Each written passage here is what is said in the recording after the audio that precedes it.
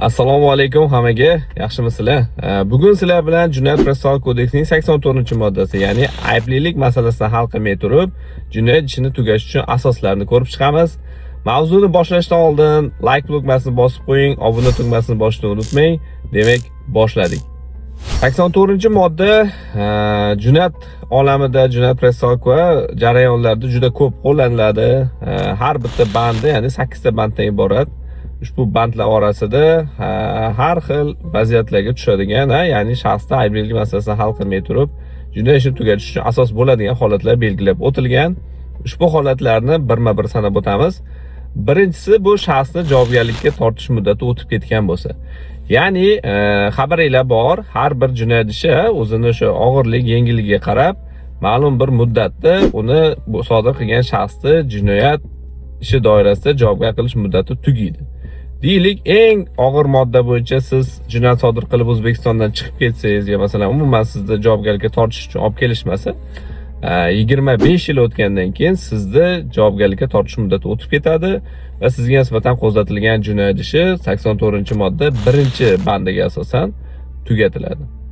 84-moddaning 2-bandi bor, ya'ni bu band asosan amnistiya bilan bog'liq band. Ya'ni bitta yozib qo'yilgan, e'lon qilingan amnistiya akti sodir etilgan jinoyat yoki shaxsga daxldor bo'lsa deyilgan.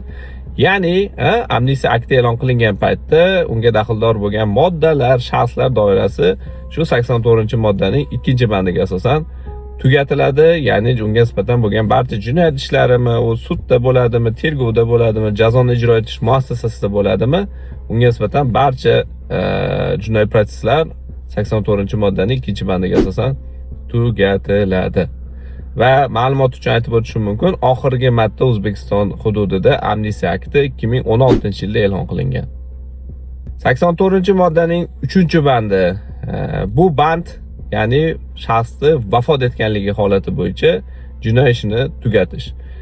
Ya'ni jinoyat sodir qilingan paytdan keyin, ya'ni jinoyat ishi qo'zg'atildi yoki masalan boshqa jarayonlarda sudda bo'ladimi, boshqa bo'ladimi, agar shaxs vafot etib qolgan bo'lsa, jinoyat ishi 84-moddaning 3-bandiga asosan Jinoyat protsessual kodeksi bo'yicha tugatiladi.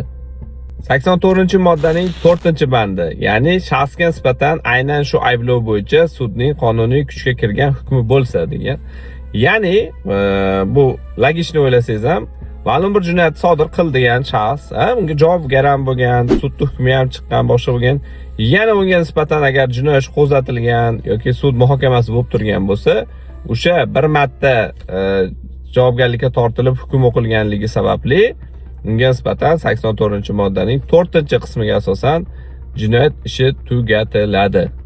Endi tushuntira oldim degan umiddaman. Endi bu logikni o'ylasangiz ham tushunarli bo'ladigan narsa. Ya'ni shaxs faqat sodir qilgan jinoyati uchun bir marta javobgarlikka tortiladi degan ma'noni bildiradi. Xo'p, 84-moddaning 5-qismi.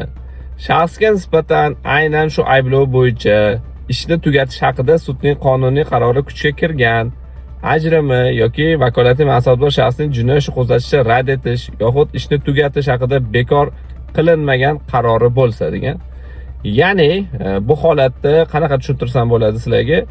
Ma'lum bir holat bo'yicha tergov tekshirish bo'lgan yoki sud hukmi yoki ajrimi chiqqan shaxsga nisbatan yana qaytadan kimdir ariza yozsa yoki ochilsa, boshqa bo'lsa, uni 84-moddaning 5-qismiga asosan ishni tugatish haqida qaror qabul qilish mumkin.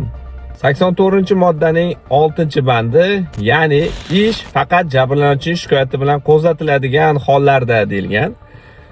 Bunga misol tariqasida eng oddiy misol tan jarohati bilan bog'liq holatlar bo'lsa, ushbu holatlar masalan aniqlangan jinoyat ishi doirasida kelib chiqdi, deylik, kimdir urgan, boshqa qilgan, lekin uni javobgarlikka tortish uchun jabrlanuvchining arizasi kerak bo'ladi. Shu paytda agar jabrlanuvchi ariza bermasa, boshqa qilmasa, o'sha shaxsning qismi Jinoyat protsessual kodeksining 84-moddasi 6-bandiga asosan ayblilik masalasi hal qilmasdan turib tugatilishi mumkin. 84-moddaning 7-bandi, ya'ni shaxs ijtimoiy xavfli qilmish sodir qilish jarayonida jinoiy javobgarlikka tortish yoshida bo'lmasa.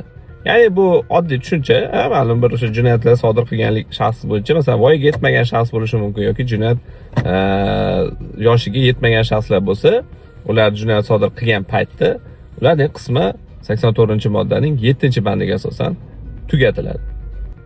Jinoyat protsessual kodeksining 84-moddasi 8-bandida quyidagicha bayon qilingan, ya'ni Jinoyat kodeksining maxsus qismida tegishli moddalarda shaxs o'z qilmishida amalda pushaymon bo'lsa, yetkazilgan zararni qoplasa, moddiy zararlarning o'rni qoplangani oqibatida bartaraf etilgan bo'lsa, ya'ni jinoiy nimalar bartaraf etilgan bo'lsa, shaxs javobgarlikdan ozod qilish nazarda tutilgan bo'lsa degan. Ya'ni bu iqtisodiy jinoyatlarga deyilgan 184-modda, 189-modda bilan bog'liq jinoyatlarda ko'p kuzatiladi. Bundan tashqari boshqa jinoyatlar ham bo'lishi mumkin.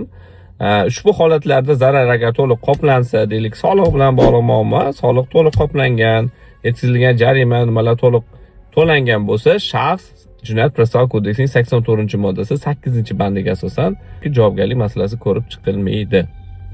84-moddaning 5-qismi bor, ya'ni shu qism 3 ta banddan iborat bo'ladi. Ko'p holatlarda jinoyat ishini tergov qilish jarayonida ushbu moddalar juda ko'p marotaba ishlatiladi. Birinchisi, ishni tergov qilish yoki sudda ko'rib chiqish jarayonida qilmish ijtimoiy xavflilik xususiyatini yo'qotgan yoki vaziyat o'zgarishi oqibatida bu shaxs ijtimoiy jihatdan xavfli bo'lmay qolgan deb e'tirof etilsa degan. Ya'ni ma'lum bir jinoyat ishi qo'zg'atilgan tergov qilish jarayonida qonunchilik o'zgardi. Ya'ni uni sodir qilgan jinoyati jinoyat emas. Deylik, ma'muriyga o'tib qoldi yoki umuman xavflilik xususiyatini yo'qotgan ma'lum bir qilmishga aylangan taqdirda faqat u odamni arizasiga asosan, ya'ni ariza bilan murojaat qiladi. Shu ariza asosida uning qismi 84-moddaning 5-qismi 1-bandiga asosan tugatiladi.